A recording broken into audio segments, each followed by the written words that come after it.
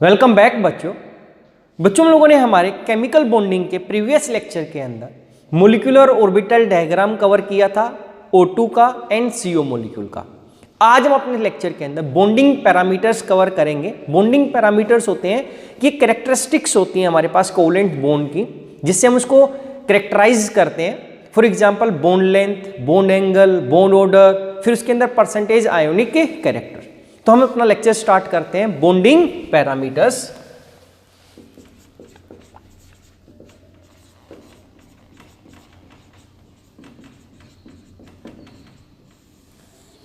हम क्या बोलते हैं? The covalent bonds are characterized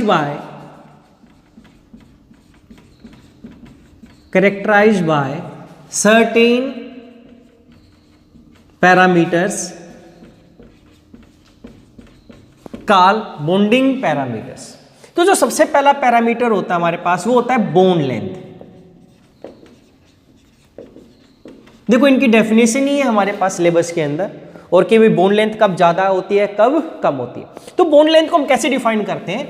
it is the average distance, it is the average distance between two bonded atoms in a molecule.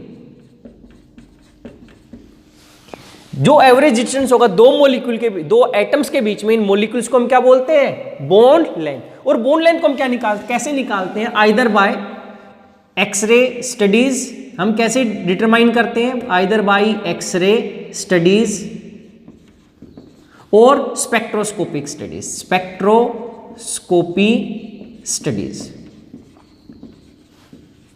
या we determine the bond length between atoms in a molecule by X ray study और by spectroscopic studies. अब आपको ये चीज पता है कि bond length is inversely proportional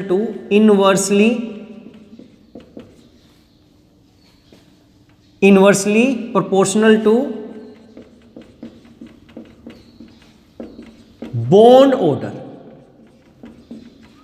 क्या किया था? बॉन्ड ऑर्डर कैसा होता हमारे पास? ट्रिपल बॉन्ड हो गया, फिर क्या से डबल बॉन्ड, फिर क्या सिंगल बॉन्ड। तो हमारे पास पता है कि इसकी बॉन्ड लेंथ ज्यादा होगी, इनकी बॉन्ड लेंथ कैसी होगी? कम। तो ये हम क्या लिख सकते हैं कि जो बॉन्ड लेंथ होती है वो इनवर्सली प्रोपोर्शनल, आप ऐसे 1 लिख सकते हैं क्या? Bond order. ऐसी एक लाइन और है कि जैसे हमारे पास बॉन्ड लेंथ इंक्रीज हो जाती है, जैसे जैसे साइज, अगर हम डाउन द ग्रुप जाएंगे तो हमारा एटम्स का साइज बड़ा हो जाएगा। तो एटम्स का साइज अगर दो एटम कंबाइन करेंगे and bond length increase with increase in size of atom। कैसे? अगर कार्बन कार्बन के बीच में बॉन्ड हुआ तो इतनी बॉन्ड लेंथ है, फिर क्या हुआ? सिलिकॉन के बीच में बॉन्ड लेंथ इंक्रीज हो जाएगा, फिर किसमें? जर्मेनियम के बीच में और ज्यादा बॉन्ड लेंथ हो जाएगी। अगर ऐसे ही SN के बीच में किया और ज्यादा बॉन्ड लेंथ हो जाएगी। तो कह रहे कि जैसे जैसे एटम्स का साइज इंक्रीज होता है, हमारी जो बॉन्ड लेंथ होती है वो क्या हो जाती है? इंक्रीज हो जाती है। इसके बाद हमारे पास आता है दूसरा bond angle.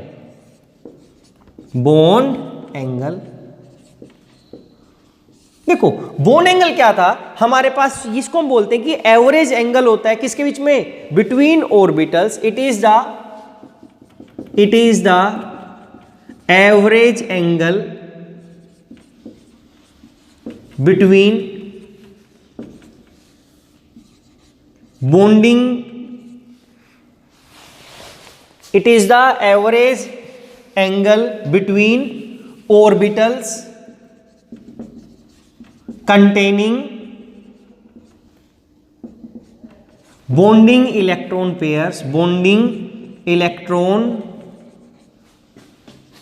pairs in a molecule।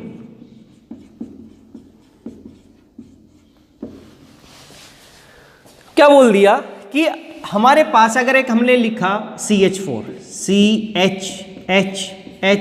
ये हमने हाइब्रिडाइजेशन में देख चुका कि यहाँ पे हमारे पास क्या हाइब्रिडाइजेशन sp3 आती है, और हाइब्रिडाइजेशन sp3 आएगी तो इसके अंदर हमारे पास जो स्ट्रक्चर होती है CH4 की वो कैसी होती है, टेट्राहाइड्रल, और टेट्राहाइड्रल के अंदर हमारा बोन एंगल फिक्स हो जाता है, वो कितना हो जाता है 109.5, 109.5। यानी कि ये क्या था, एक ऐसा ऑर्बिटल है जिसके अंदर बॉन्डिंग इलेक्ट्रॉन्स है, बॉन्डिंग, नॉन बॉन्डिंग नहीं, ये कैसा था जिसके अंदर भी बॉन्डिंग इलेक्ट्रॉन पेयर थे। अगर हम वाटर मॉलिक्यूल की बात करें, ऑक्सीजन H और H तो देखा, यहां पर एक लोन पेयर है, यहां पर भी एक लोन पेयर होता है, लेकिन ये लोन पेयर वाले हैं, लेकिन जो ये जो दो बॉन्ड है इनके अंदर क्या बॉन्डिंग इलेक्ट्रॉन पेयर है, यानी कि ये एक ऑर्बिटल के ओवरलैपिंग से बने, एक हाइड्रोजन का 1s से इसके ऑर्बिटल से, यहाँ के इसके हाइब्रिड ऑर्बिटल ऑक्सीजन से, हाइड्रोजन के 1s ऑर्बिटल से। तो ओवरऑल जो एंगल आएगा ऐसे ऑर्बिटल्स के बीच में जिसके अंदर क्या बॉन्डिंग इलेक्ट्रॉन पेयर है, लोन पेयर वाले नहीं, तो इस एवरेज एंगल को हम बोलते हैं बॉन्ड एंगल। तो इसके अंदर जो होता है वो कितना होता है 104.5, 104.5। और ये आप कर चुके हो ऑलरेडी कि हमारा बोन एंगल कब इंक्रीज होगा या कब डिक्रीज होगा। जैसे अगर आप एग्जांपल लिया था, अगर सेंट्रल एटम की इलेक्ट्रॉन नेगेटिविटी ज्यादा है तो जो बॉन्डिंग इलेक्ट्रॉन पेयर होंगे वो क्या रहेंगे, ऑक्सीजन के पास रहेंगे, इस तरीके से। तो हमारे पास जो रिपल्सन ज्यादा होगी बोन एंगल इंक्रीज हो जाएगा। तो ये हम ऑलरेडी कवर कर चुके। तो यहां पे हमारे पास केवल डेफिनेशन थी कि बोन एंगल की क्या डेफिनेशन होती है। अगर हम ऐसे ही करें कि NH3 या PH3 में किसका बोन एंगल ज्यादा होगा, NH3 एक H और H और एक दूसरा क्या होगा PH, H और H। तो क्या देखा था, यहां पर भी एक लोन पेयर होता है, यहां पर भी क्या होता है, एक लोन पेयर होता है। तो यहां के अंदर क्या किया कि जो बॉन्डिंग वाले हैं नाइट्रोजन की इलेक्ट्रॉन नेगेटिविटी ज्यादा होती है, फास्फोरस की कम, तो जो ये इलेक्ट्रॉन थे नाइट्रोजन के पास रहेंगे ये बॉन्डिंग वाले, और इनके बीच में रिपल्सन्स क्या होंगी ज्यादा। लेकिन ये फास्फोरस से थोड़ा सा दूर रहेंगे, अगर ये दूर है फास्फोरस से तो रिपल्सन इनके बीच में कम और बोन एंगल कम। तो यहां पर जो बोन एंगल होगा वो कैसा होगा, ज्यादा होगा, क्योंकि सेंट्रल एटम की इलेक्ट्रॉन नेगेटिविटी ज्यादा है और जो बॉन्डिंग इलेक्ट्रॉन पेयर है वे नाइट्रोजन के पास रहेंगे और उनके बीच में रिपल्सन ज्यादा होगा। इसके बाद हमारे पास थर्ड पैरामीटर आता है जिसको हम बोलते हैं बॉन्ड ऑर्डर। बॉन्ड ऑर्डर कुछ नहीं था, क्या था कि the number of covalent bond, the number of covalents bond, number of covalent bonds present between two bonded atoms in a molecule is called bond order. और हमने क्या देखा, bond order is inversely proportional to, and bond order is inversely proportional to, ऐसा 1 ऐसा कर दो, inversely proportional to bond length, कि bond length ज्यादा है तो बॉन्ड ऑर्डर कम होगा, और बॉन्ड ऑर्डर कम है तो बॉन्ड लेंथ ज्यादा होगा। इसके बाद हमारे पास लास्ट है bond energy oblique bond dissociation energy.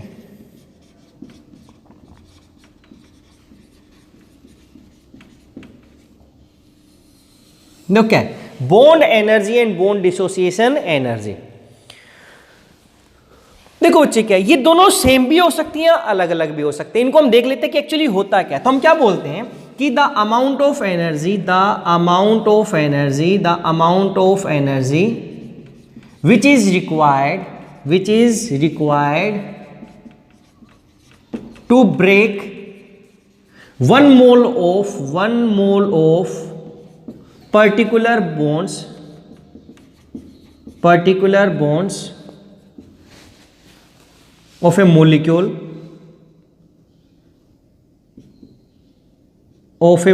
या of a molecule in gaseous state is called bond dissociation energy।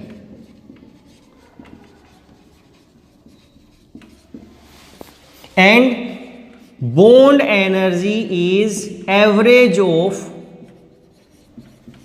bond dissociation energy।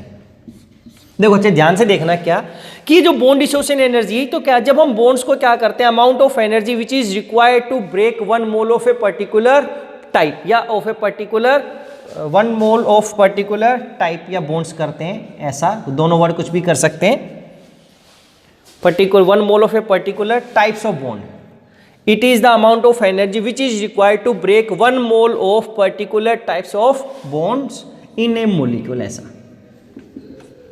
In gaseous state, कि गैसियस स्टेट में हम ब्रेक करने के लिए जो एनर्जी रिक्वायर्ड होगी, या हम बॉन्ड बनाएं गैसियस स्टेट में एक पर्टिकुलर टाइप के, तो वहां पे अमाउंट ऑफ एनर्जी क्या होगी, यहाँ पे तो रिलीज होती है वहां पे। या इसकी दूसरी डेफिनेशन लिख सकते थे अपोजिट वे में कि amount of energy which is क्या, release when 1 mole of a particular type of bond is formed in gaseous state. अब यहाँ पे क्या होगा कि जो बॉन्ड डिसोसिएशन एनर्जी है और जो बॉन्ड एवरेज, जो बॉन्ड एनर्जी वो एवरेज होती है किसकी, बॉन्ड डिसोसिएशन एनर्जी। देखो क्या हुआ, अगर मेरे पास एक ही बॉन्ड है, केवल H मॉलिक्यूल है, H2 था, तो H और H के अंदर यहां पर जो बॉन्ड डिसोसिएशन एनर्जी होगी, बॉन्ड डिसोसिएशन एनर्जी वो सेम होगी बॉन्ड एनर्जी के, बिल्कुल सेम, क्योंकि एक ही बॉन्ड हमने ब्रेक किया। लेकिन अगर इस मॉलिक्यूल को मैं चेंज कर दूं, जैसे हमने लिख दिया वाटर H2O, तो यहां पर एक ऑक्सीजन के साथ 2 हाइड्रोजन है, दोनों बॉन्ड एक जैसे हैं, लेकिन अगर मैं इस फर्स्ट बॉन्ड को ब्रेक करूं, तो फर्स्ट बॉन्ड को ब्रेक अगर मैं यहां से करता हूं तो किसमें टूटेगा, H+OH। हमें कुछ एनर्जी की रिक्वायरमेंट होगी बॉन्ड ब्रेक करने को, तो यहां पे जो एनर्जी की रिक्वायरमेंट होती है इसको हमने क्या बोला, बॉन्ड डिसोसिएशन एनर्जी। ये कितनी होती है, 501, कि इसके अंदर हमें इतनी जूल एनर्जी देने की जरूरत होती है। लेकिन अब क्या हुआ कि अगर मैं इस OH को दोबारा से फिर ब्रेक करते तो हमारे पास जो एनर्जी आती, क्या अब क्या होगा, जो OH था किस में टूट जाएगा, OH सेकंड स्टेप में H+O के अंदर, गैसीय स्टेट के अंदर ऐसे एटम्स टूटेंगे, तो यहां पर क्या आ जाएगा, जो बॉन्ड डिसोसिएशन एनर्जी है वो होती है 427 इस केस में। तो ओवरऑल दोनों बॉन्ड जब हम ब्रेक किया तो दोनों की एनर्जी सेम नहीं होती है, कि जो बॉन्ड डिसोसिएशन एनर्जी होती है डिफरेंट बॉन्ड के लिए डिफरेंट होती है। जैसे CH4 था, CH4 H, तो इन सभी बॉन्ड्स की जो एनर्जी होगी ब्रेक करने के लिए सेम टाइप की, लेकिन सेम नहीं होगी। तो यहाँ पे बॉन्ड डिसोसिएशन एनर्जी 1, यहाँ पे 2, यहाँ पे 3, यहाँ पर 4।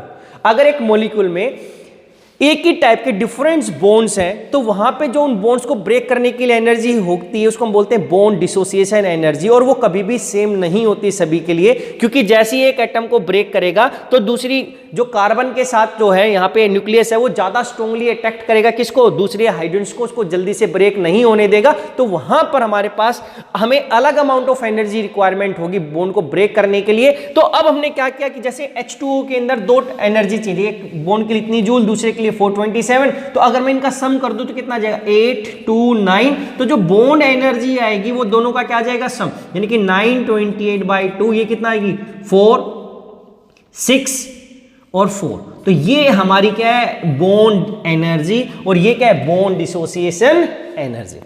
यानी कि if A molecule have more than 1 bonds of a same type, then the bond dissociation energy will be different for different bonds, and bond energy is average of all the bond dissociation energy। ये था बच्चे हमारे पास bond dissociation energy and bond energy. इसके बाद हमारे पास एक important आता है जिसको हम बोलते हैं परसेंटेज आयोनिक कैरेक्टर, कि अगर मेरे पास एक बॉन्ड बना कोवलेंट तो उसके अंदर क्या कोई आयनिक कैरेक्टर भी होगा, तो उसको भी हम देख लेते हैं कि परसेंटेज आयोनिक कैरेक्टर क्या होता है। इसके बाद हमारे पास आता है परसेंटेज आयोनिक कैरेक्टर।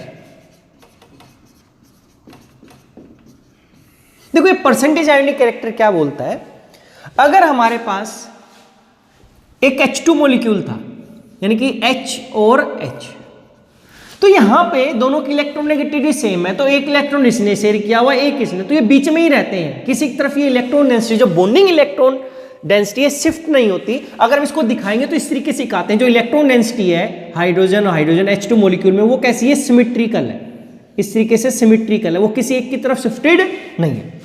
लेकिन अगर मेरे पास लिख दिया HCl, तो हमारे पास क्या हुआ, Cl ज्यादा इलेक्ट्रॉन नेगेटिव होता है, ये भी कोवलेंट बॉन्ड है, एक इलेक्ट्रॉन शेयर किया हुआ है। अगर एक कोवलेंट बॉन्ड बना दे कि एक इलेक्ट्रॉन शेयर किया हुआ था, तो ये मिडल में ना होकर ये क्लोरीन ज्यादा इलेक्ट्रॉन नेगेटिव है, तो ये बॉन्डिंग इलेक्ट्रॉन डेंसिटी की तरफ शिफ्ट हो जाएगी, तो H और Cl के अंदर इलेक्ट्रॉन क्लोरीन की साइड ज्यादा होंगे। तो इसको जब हम इलेक्ट्रॉन डेंसिटी दिखाएंगे तो कैसे दिखाते हैं, ये बिल्कुल स्फेरिकल ना होकर इस तरीके से ऐसे ना होकर हम क्या दिखाते हैं, ऐसा Cl की तरफ होकर कि जो इलेक्ट्रॉन डेंसिटी है ये क्लोरीन की तरफ ज्यादा है।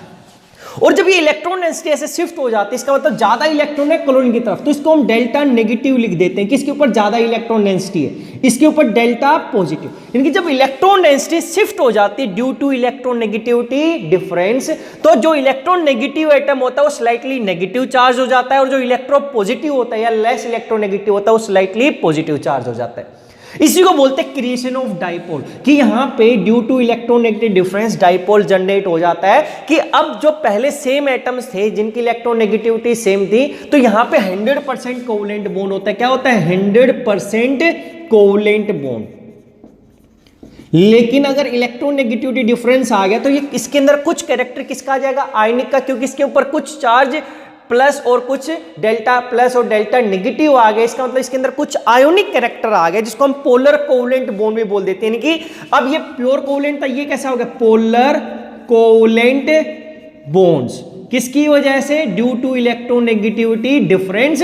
और जो हमारा जो सिमेट्रिकल था, स्फेरिकल थी जो इलेक्ट्रॉन से, वो स्फेरिकल नहीं है, वो शिफ्ट हो गई। और इस पोलर को मतलब है इस कोवलेंट कैरेक्टर बॉन्ड के अंदर कुछ परसेंटेज किसका हो गया? आयोनिक कैरेक्टर आ गया।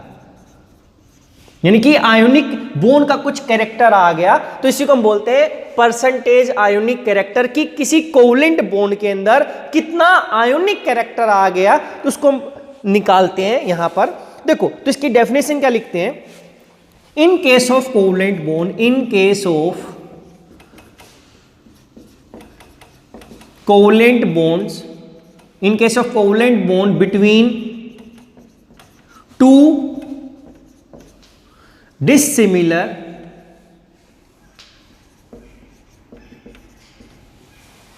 between two dissimilar atoms having, किसके अंदर? atoms having electronegativity difference, having electronegativity difference between them,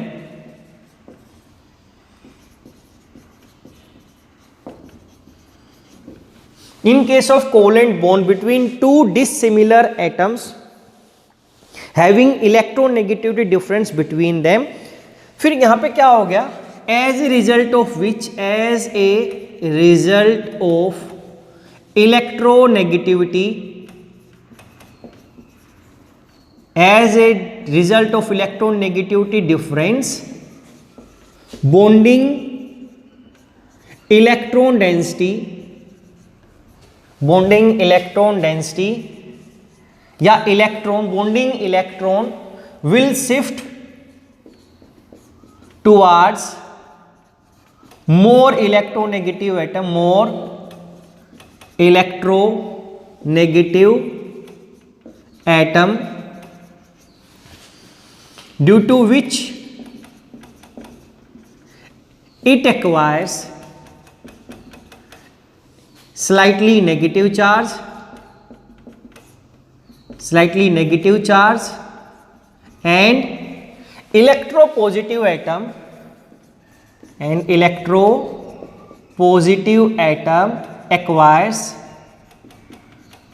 slight positive charge, slightly positively charge। अब क्या हुआ? this will result into creation of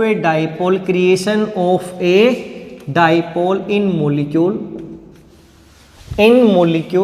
creation of a dipole between atom in molecule, between atoms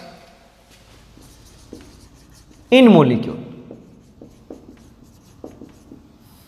तो यही बोला कि एक पे plus आ गया, एक पे नेगेटिव, की वजह से क्या होगा? हमारे पास डाइपोल क्रिएट हो गया। डाइपोल का मतलब क्या होता है? एक पे पॉजिटिव चार्ज, एक पे negative charge. Hence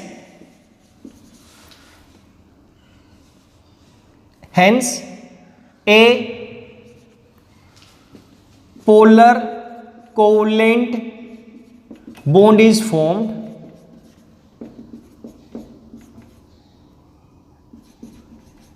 between atoms. तो क्या बोला कि इसकी वजह से डाइपोल भी क्रिएट हो गया, और जो पोलर कोवलेंट बॉन्ड बनता है, प्योर कोवलेंट बॉन्ड नहीं मिलता। इट मीन्स, या दैट इज, इसका मतलब हो गया, it means covalent bond have some ionic character.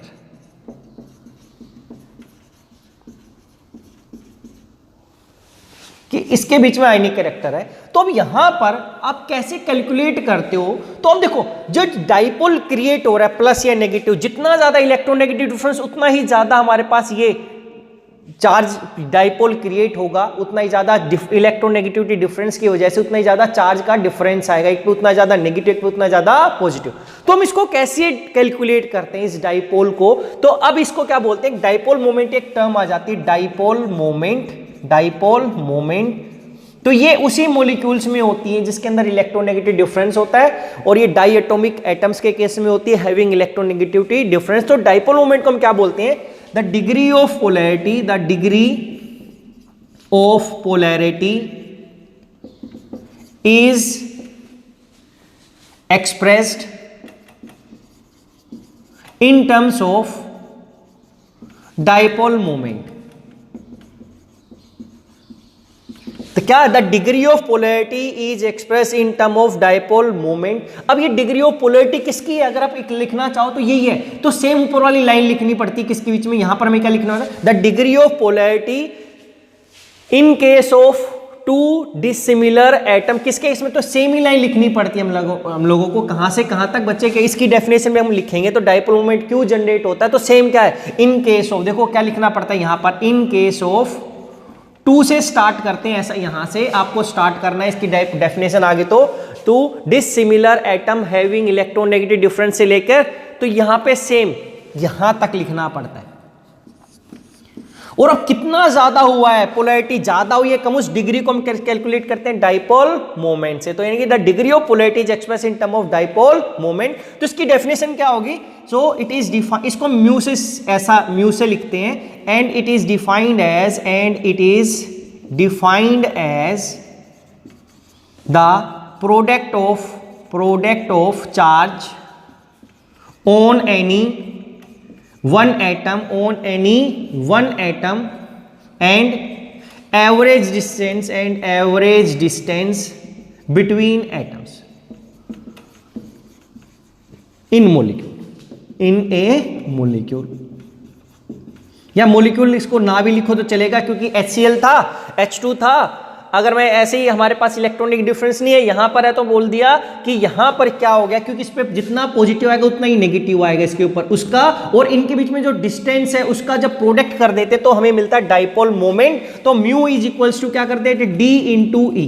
तो ई क्या हो गया, ई इज क्या हो गया, charge on any one atom, किसी भी प्लस या नेगेटिव वाला वो चार्ज हो गया। डी क्या हो गया, डिस्टेंस बिटवीन टू एटम, और इसकी जो यूनिट होती है डी बाय, डी बाय बोलते हैं, DEYBE। देखो जो चार्ज का हो गया, जो चार्ज जनरेट होता है यहां पे due two electron negative difference, उसकी यूनिट होती है ESU। देखो नॉर्मल ऐसा होगा x इंटू 10⁻⁻10 ESU, ये यूनिट होती है ESU के अंदर, और x जैसे 2.7, 1, 1.2, 1.3 कुछ वैल्यू होगी, और उसके पीछे कितना हुआ, एक्चुअली उसकी यूनिट होती है ऐसे 10⁻10⁻10 ESU। और जो डिस्टेंस होता है बिटवीन टू एटम, उसकी वैल्यू आती है आर्मस्ट्रॉन्ग के अंदर। जैसे मान लिया y into y angstrom A, तो आर्मस्ट्रॉन्ग होता है 1 angstrom is equals to 10⁻8 centimetre. तो इसकी यूनिट होती है, वो किसके अंदर होती है, तो हम इसको ऐसा लिख सकते हैं, तो y इंटू 10⁻8 सेंटीमीटर। जब इनको मल्टीप्लाई करेंगे तो क्या हो जाता है, 10⁻10 इंटू 10⁻8, तो ये क्या हो गया 10⁻18 ESU इंटू सेंटीमीटर, इसको हम बोलते हैं 1 डाइबे। तो आगे ये x इंटू वाई, ये तो कुछ ना कुछ वैल्यू देगा कांस्टेंट की, तो इसी को बोल देते हैं कि इसके इक्वल डाइबे। तो इसलिए जो म्यू की यूनिट थी वो डाइबे थी। ऐसा इस तरीके से d इंटू ई, इस तरीके से हमारे पास क्या हो गया, ये डाइबे लिखते हैं यूनिट। तो यहां पर अब हम क्या निकालना था, ये डाइपोल मोमेंट तो हमें पता चला, लेकिन हम परसेंटेज आयोनिक कैरेक्टर निकालना चाहते थे। तो इसका फॉर्मूला हो गया कि percentage ionic character is equals to observed dipole moment, dipole moment उस मॉलिक्यूल के अंदर कितना ऑब्जर्व डाइपोल मोमेंट है जो आपने फॉर्मूले से निकाला है, या dipole moment divided by dipole moment in case of complete electron transfer. देखो कि अगर कंप्लीट इलेक्ट्रॉन ट्रांसफर हो जाए एक एटम से दूसरे पे तो उस टाइम पे dipole moment divide by observed dipole moment. तो देखो क्या हुआ, for example in case of HCl जो ऑब्जर्व्ड डायपोल मोमेंट होता है, जो हम निकालते हैं observed dipole mu is equals to कितना होता है 1.03 डायवे, ये ऑब्जर्व्ड डायपोल मोमेंट है।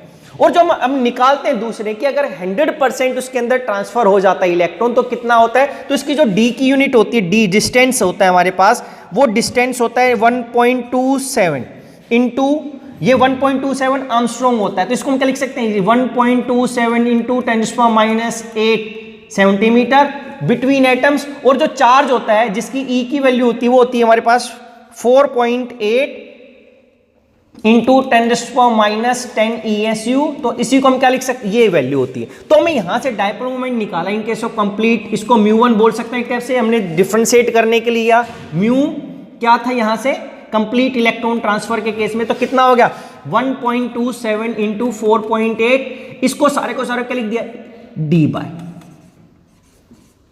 क्यों 10⁻8 और ये 10 तो कितना हो गया 18 को 1 डी बाय लिख दिया। और जब इसको हमने कैलकुलेट किया तो कितना आ गया 6.1 डी बाय।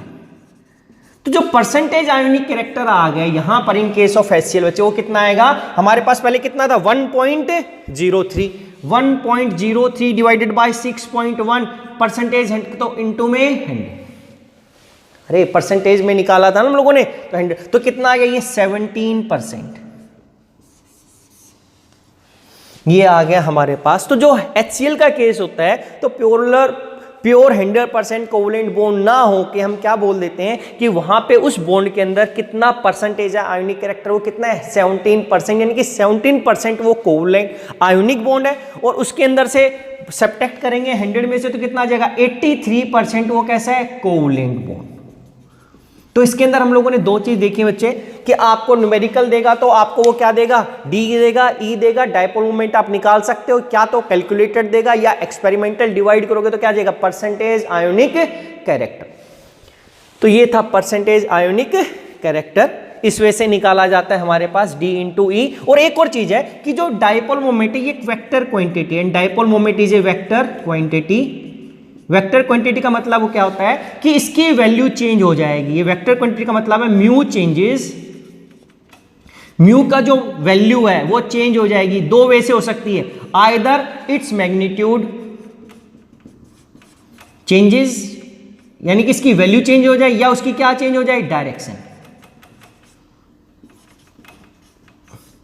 अगर देखो म्यू चेंजेस कब हो जाता है जब उसकी वैल्यू चेंज हो जाए, बार बार हम उसकी म्यू की वैल्यू चेंज, तो म्यू चेंज ही होगा, यानी कि डी और ई के ऊपर डिपेंड कर रहा है, इनकी वैल्यू के ऊपर डिपेंड कर रहा है। डी चेंज हो रहा है तो वैल्यू चेंज, ई चेंज हो रहा है तो वैल्यू चेंज, यानी कि इसके मैग्नीट्यूड पे या चेंजेस पे डिपेंड करेगा कि इसकी वैल्यू कितनी आ रही है। और या इसकी वैल्यू बार बार सेम है लेकिन उसकी जो डायरेक्शन है वो चेंज हो रही है। क्यों कि इसको हम कैसे दिखाते हैं, रिप्रेजेंट करते हैं, इट इज रिप्रेजेंटेड बाय इस वजह से कि एक एरो लगाते हैं और उसके पीछे ये, यानी कि ये दिखाता है कि लेस इलेक्ट्रोनेगेटिव, और ये क्या है arrow will towards more electronegative and dipole moment is represented by this diagram in which arrow represent more electronegative atom. और क्या हुआ जितनी लेंथ होगी एरो की उतना ही ज्यादा डायपोल मोमेंट की वैल्यू होती है, and the magnitude of dipole moment is represented by the length of arrow. क्या तो लेंथ चेंज हो जाए तो हम डायपोल मोमेंट की वैल्यू चेंज हो जाएगी या इसकी डायरेक्शन, अगर एक बार ये डायरेक्शन थी x, अगर इसको ऐसा कर दिया तो भी डायपोल मोमेंट की वैल्यू चेंज हो जाएगी। क्यों क्योंकि वो वेक्टर क्वांटिटी है। ये एक एक्स्ट्रा लाइन लिख सकते थे, लेकिन dipole moment is a vector quantity and it's value changes either by the change in value of D और ई और either by the direct change in value of its direction.